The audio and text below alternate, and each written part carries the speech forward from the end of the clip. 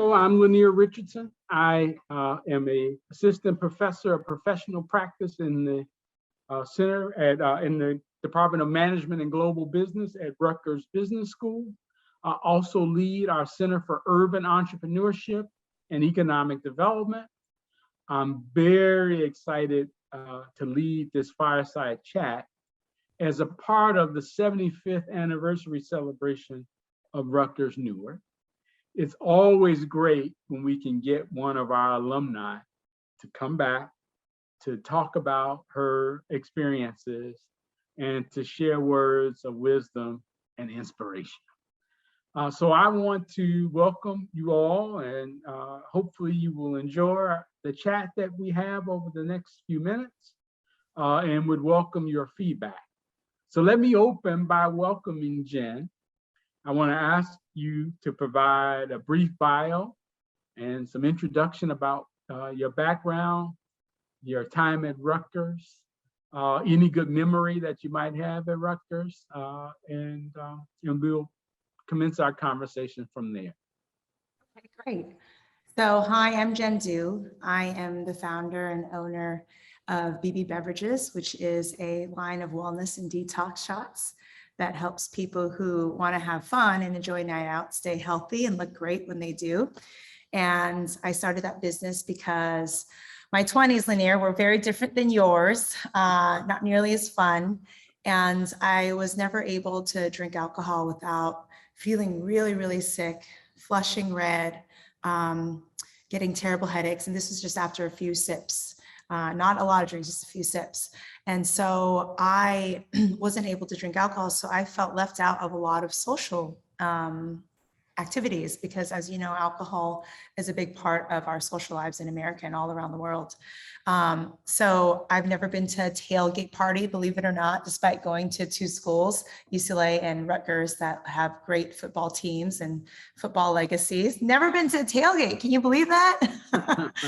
I didn't go to parties when I was in my 20s, and, you know, happy hours, I felt like I wasn't a team player, and even dating was awkward because the first thing you order when you go to any place are drinks. So I dedicated my 30s to creating a line of alcohol detox drinks that helps the billions of people who have the same problems that I do with alcohol. And so we make 3 different products, really unique. One is Lighten Up, which prevents people from flushing red and feeling hot and getting headaches when they drink. And then Nightcap is nighttime prevention. So after a night out, you drink that and you wake up and you don't feel foggy or get any headaches. And if you forgot to take that, you drink Morning After, which is one of our best seller. And that is made for the morning after. It's cheekily named that way so that you can recover from a night out or from a festival. So whether it's one drink or many, you know, BiBi has you covered. So that's my product. Thank you.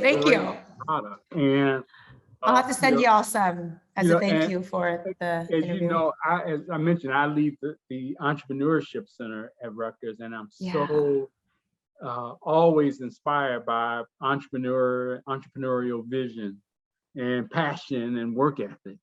And so I want to make sure we leave time to talk more about your endeavors. Let me start our chat today, just sort of setting it in the context of the world we're living in. I have defined the last 18, almost 24 months as a year of like pandemic, of protest, of political pandemonium, right? My PPP. And a whole lot of pivoting and people trying to figure out what the new world order might be. But what's also been clear to me is the need for initiatives that strengthen urban communities, that get capital to racially diverse entrepreneurs, and that there's an important moment for, recognizing the importance of diversity, inclusion, and community. Yeah, that's the way I sort of summarize, the last sort of 2 years of work. What would you add to that? You agree that any of that resonate with you? Yeah, absolutely. So I coined this term last year called Corona amplification. All right. And the meaning behind that is this pandemic, I think, provided a really strong mirror for us. And some people, when you look in the mirror, you like what you see. And other people, when you look in the mirror, you don't like what you see. And it provided a lot of opportunities for growth and transformation. And things that were working well started working a lot better. And things that weren't working well started really falling apart. So for instance, a lot of people had to transition to working from home, right? So I work from home already, and I had integrated meditation, walks, and exercise into my routine that's been integrated for years now.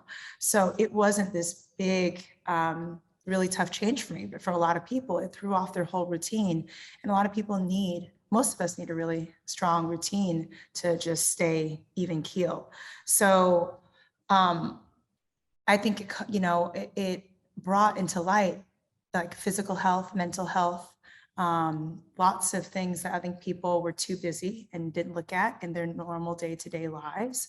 And so, while the last 18 months have been very tough and very challenging, and there's been a lot of tragedy, there's also been a lot of growth amongst people that all over the world, I would assume, and a lot of people that I know use it as an opportunity to grow and, improve their fitness routine, really focus on mental health, start meditating, start eating better, right? And reconnecting with their loved ones and strengthening those bonds. So that's, more on a personal note. And then from a professional and entrepreneurial note, nothing breeds innovation more than the absolute demand for it. And there's a lot of companies that popped up last year. There's a lot of opportunity when things get stirred up, that's when, new things grow. And I saw a lot of that firsthand.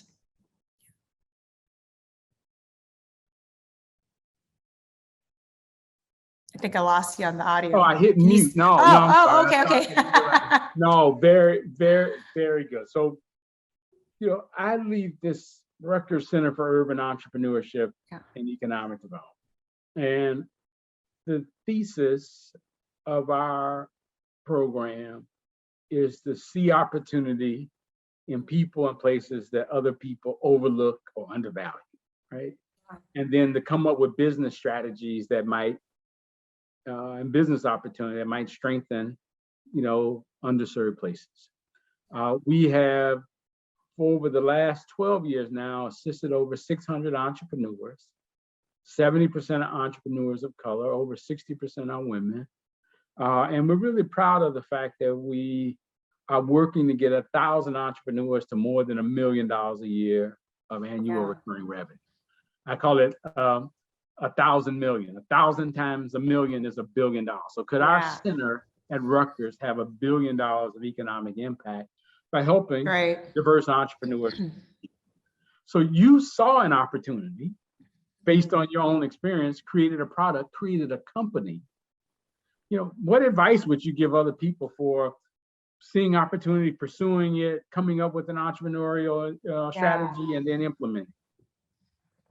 My advice would be twofold. So one, don't see a no as a rejection, see it as a no for now.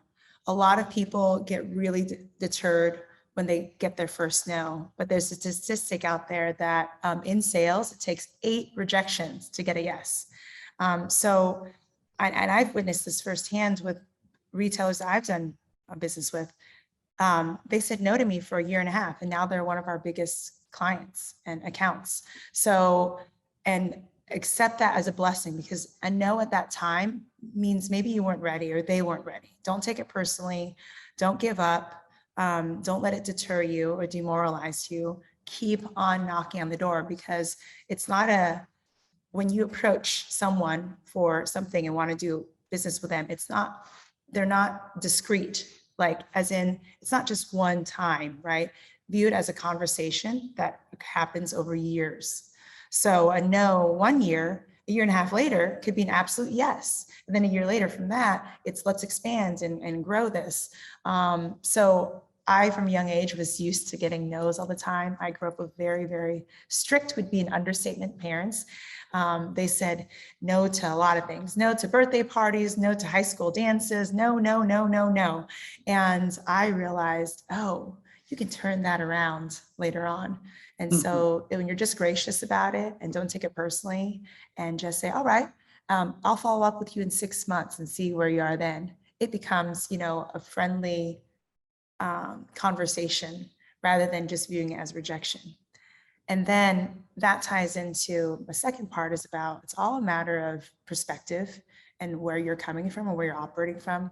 So I think if you're operating from a place of insecurity and defensiveness, you're going to view the whole world so differently, right? But if you operate from a place of abundance and opportunity, which some people say, oh, that's easy, it might be easier for some, but when you are coming from a place of scarcity, people recognize that. And when you're operating from a place of abundance and opportunity, people like to be around that. And it's during our most dire times that we need to harness that mentality even more so. So, your perspective is completely under your control. What other people do is not in your control, but how you perceive that and how you use it is completely 100% up to you. No, that's great. I love the advice on don't take no. I know now, not no never, right? It's and the 8 times of continuing and viewing it as a conversation is sage advice, right? It's I've heard no so many times. I can't tell you how many times I've heard no, and then a little bit later it turned into yes. No, absolutely. But you have to be, you can't be afraid to ask. And that takes not being defensive or insecure, and it takes being humble and gracious and not taking things personally. Yeah, because it can be hard to approach someone that's already told you no. That's rejection, right? We view that in our society as, oh, that's bad, that's rejection. I'm never going to do that again. I feel embarrassed. It's like, I don't take anything personally when it comes to my business because it's just business. So spend a minute on your time at Rutgers Newark, and how did it shape your business, your views of the world, your strategy for your career and for your life? Yeah, so it hugely impacted it. I wanted to go to business school in a place where I could live in New York City. So my second year, I did that, and Rutgers offered me a scholarship, an academic merit scholarship, which was enormously helpful and was the big probably impact of why I chose Rutgers. So that was really great. And then living in New York, that's what prompted me to, I had, a big group of friends and community in New York City. And one of them invited me to this startup workshop / competition that was really big at the time called Lean Startup Machine, based off of the book, The Lean Startup by Eric Ries. And so I participated that on a whim, and they said, come with a problem you want to solve, not an idea, a problem you want to solve that you've never worked on before. And we're going to test it out and validate if there's enough people in the world that would want a solution to the problem. And so I knew right away, Asian glow, what is it's called, or alcohol flush syndrome. I've gotten that my entire life. I found it to be really limiting to my social life. And so I want to solve that. And so I pitched the problem, not the product, pitched the problem. I was asked to form a team, and then there was 12 teams. And of all those 12 teams in New York City, in the Alley NYC, my team won. And the judges said, you have to turn this into an idea. It could be the next Red Bull. And at the time, I had been recruited by Dell. I wasn't planning on starting a company at all. I was already recruited at Dell. I was planning to have a long, amazing career in the technology industry. And it totally turned my world around, or maybe upside down. And so I felt so impassioned and alive working on something that I truly, truly cared about, with a team that was hyper-focused on solving that problem. And I couldn't shake it. So, after graduating, I still went to Dell, I worked there for 2 years, but I knew I would start this company one day, and I was just working on R&D for it. But going back to Rutgers, it was going to Rutgers, and then having access to that New York community that really shaped my career, because I am on this totally different trajectory than I envisioned for myself. And then, Rutgers it definitely was a lot of fun. Business school was a lot of fun, but Rutgers, people are really cool. I met some lifelong friends from Rutgers, and I had a great time there. Yeah. Okay. So let's talk entrepreneurship. I've been an entrepreneur. I've invested in entrepreneurs. Yeah. Rutgers, I've taught entrepreneurs. We have programs that support and lift entrepreneurs. I always, entrepreneurship now is the word. Yeah, I heard someone say at Rutgers, entrepreneurship is like the new liberal art. Entrepreneurship is really embedded into every discipline. For me, I've taken a very somewhat narrow view that entrepreneurship is about setting up an enterprise with forming a strategy, solving a problem with the hope of making a profit. Right? That is really about, at some point, I'm going to do something good. I'm going to solve a problem, as you've identified, and then hopefully make a profit. Yeah. Where are you in that journey? You agree with that? Yeah, I'm solving a problem. I got a business model. I'm raising capital, and I want to make a profit. Is that right to you? I overlap with that, my interpretation of entrepreneurship, and yours is probably broader than mine. So I tend to, the lean startup really shaped my point of view. And in his book, Eric Ries describes it as, and this is me interpreting it, so it's not verbatim, but in any venture that you start that is in an unknown space, so you don't have a lot of information about it yet. So, if you're opening up, and it can be high risk too, but that means that you can have within a company, an established company, you can have a venture, an entrepreneurial venture, because maybe you're creating a new, solving a new problem no one solved before, or creating a new product, right? So for example, Apple was a very established company when it launched the iPhone, but the iPhone was a totally new concept of phones mixed with a camera. And people at that time, when you ask people, would I ever want a phone with a camera? People would say, what? That doesn't make sense. And now almost nobody has cameras, right? So that was an entrepreneurial venture within a really well-established company. In my business, for example, there's no other product that addresses alcohol flush or Asian glow that it's called. It's called that because it affects mostly Asian people. So I'm going to use that term. That's the street lingo for it, to keep it real. No other product had existed for that. And then the whole world of alcohol detox was very, very infantile. So there was a lot of risk and a lot of unknowns going into it. So I think that unknown piece, and that providing like a new service or solving a problem that no one's ever addressed before, those two are what really define entrepreneurship for me. Because, my parents are restaurant owners, and while I love and respect restaurant owners, there is a lot of information about the restaurant industry, what it takes, how much capital it is. And people know, like, going out to eat food at a restaurant is a normal behavior for majority of people.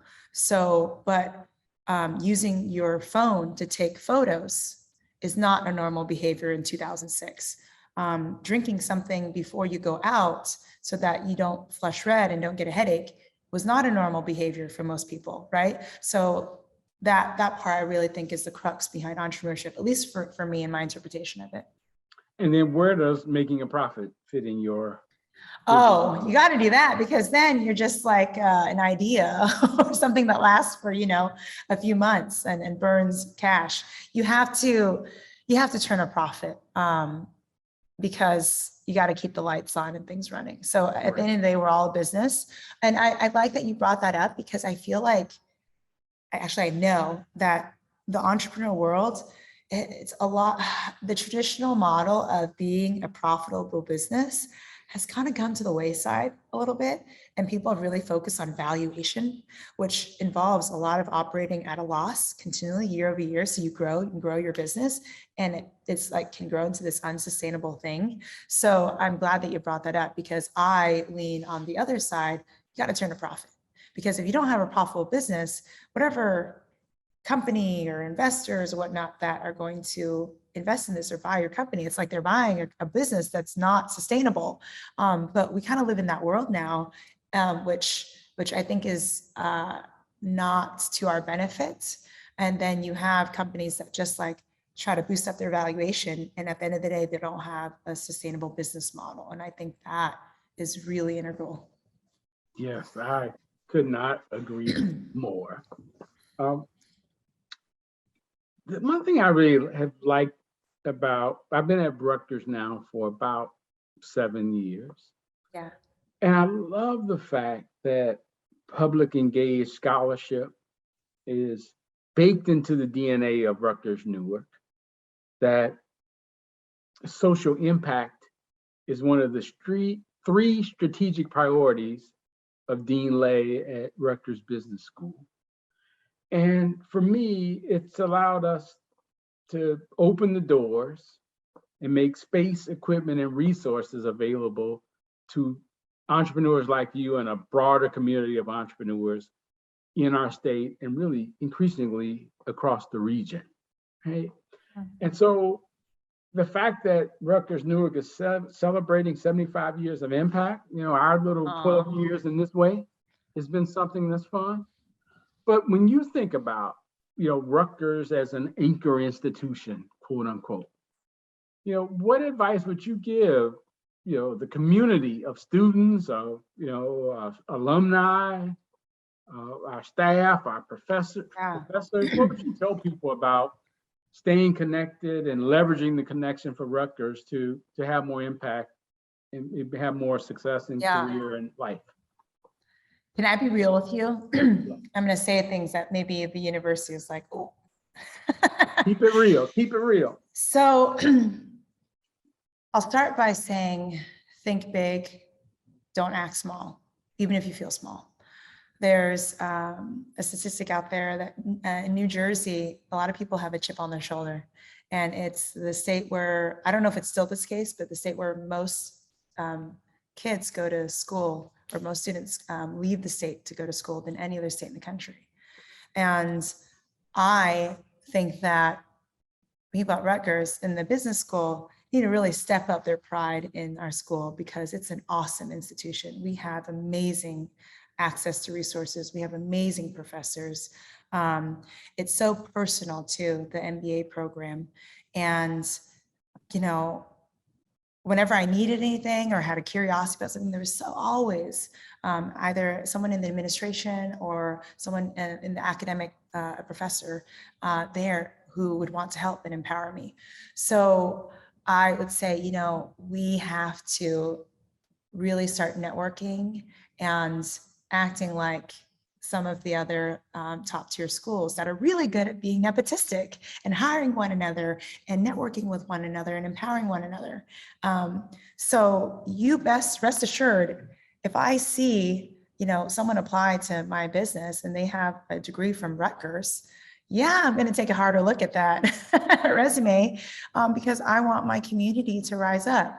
And I think that that's something, if there's one thing I could say that we are not playing at an A level, it's that. And I think we need to stay more well-connected, network more, and really empower each other more post-graduation. Because it's not just about the MBA experience, it's about what you do with that and how you help your fellow MBAs after the fact.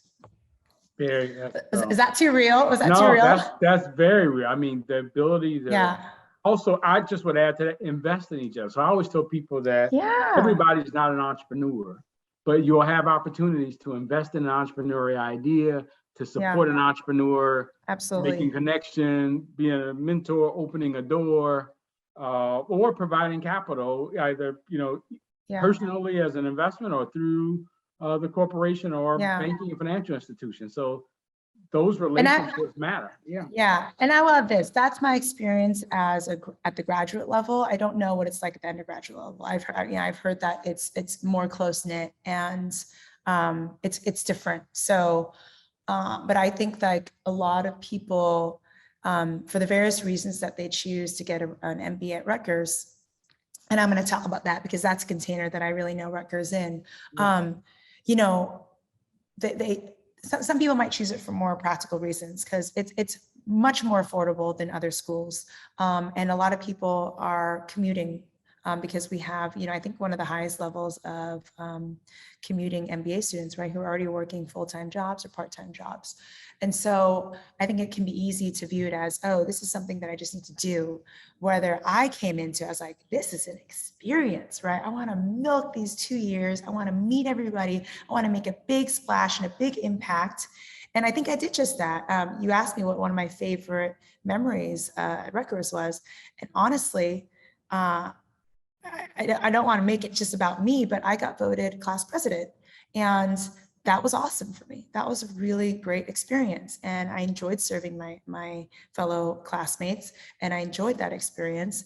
And but I came into it as like, I'm going to rock my 2 years here. And I want to be remembered. I want to have an impact. I want to have fun. I want to meet everybody and do as much as I can. And I came into it with that mentality. And in my first 2 weeks at Rutgers, I organized, a walk for cancer because there was a breast cancer awareness walk. And I organized a bunch of people that I didn't know. I just reached out to them and said, let's do this. And so I think that ties back to going into situations without a chip on your shoulder, acting from a place of abundance and opportunity. And people like that. They would like to be around that. So yeah, that's the one thing I can encourage people and all students at Rutgers is approach everything with a sense of opportunity and say yes more, help your fellow classmates, hire your fellow classmates, invest in them, your fellow alumni. And I think, because the students at Harvard and Columbia, they're doing that already, right? They know that's the game. And I think we have yet to figure out that that's the game. We're also studious and meritocracy based. And it's like, no, invest in one another. Yeah. Wow. So that is phenomenal advice. I think I actually want to, it's like a drop the mic sort of answer. I want to thank you. Look, your energy. Someone had to say it, right? Yeah, you said it. and look, your energy, your enthusiasm, I'm sure that's why you're successful in business. I'm very proud of the fact that you are an alumni or a graduate of the Rutgers Business School. And I really want to thank you for your time today and really, really encouraging and inspiring remarks. And thank you. Before we go, you can edit this out if you feel like it. I want to let you know, because you're asking where, before we started to talk, where my business is going. Yeah. And it's coming to New Jersey, baby. Please tell us about Yes. So, BiBi Beverages is my company. We make the three alcohol detox drinks. And up until a few months ago, my distribution was just solely in the state of Texas, which it's a very big state. So it was great business. But now we partnered with the largest grocery distributor in the country, which is Unify. And my products are now in 9 states, including New Jersey. That's phenomenal. Yes. So look out for them at a register near you. And by Q1 next year, if not earlier, we'll be expanding distribution to 26 states. So it's been quite a ride. It's been a lot of blood, sweat, and tears, honestly, to get to this point. A lot of sacrifices, but I knew this day would come and many more like it. So I just want to share that with y'all because the fact that it's coming to around Rutgers in New Jersey means a lot to me. That's great. Thank you for not missing an opportunity to tell us that. And company website, just so we know, we can't miss an opportunity. Yeah. BiBiBeverages.com. So that's Bravo India, beverages.com. And BiBi is short for Bibiana, who was a patron saint of the 4th century who helped people by curing their illnesses, including hangovers. Yeah. So it's named after her. Yeah. Very good. Well, I really appreciate your time again today. Thank you so much for the advice and the comments. Thank you, Lyneir. It was my pleasure.